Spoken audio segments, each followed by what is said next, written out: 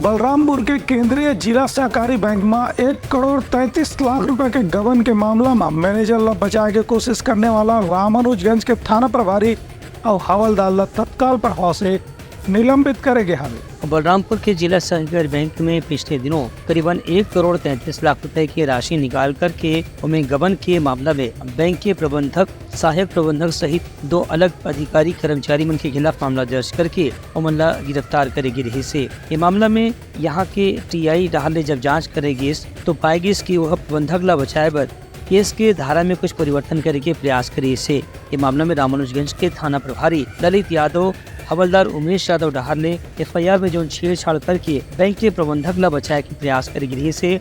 वो मामला के भी शिकायत करे के बाद पुलिस अधीक्षक और IG अंकित गर्ग डहार ने थाना प्रभारी और प्रधान आरक्षक के खिलाफ कार्रवाई करते हुए दोनों ला निलंबित कर दिए गए है। इस संबंध में पुलिस अधीक्षक राजेश अग्रवाल हर घटना की जानकारी दी। जिला बलरामपुर के थाना रामानुजगंज के अपराध क्रमांक 157/2024 धारा 434 का प्रकरण था, जो कि थाने में 6 तारीख को दर्ज की गई थी अपराध।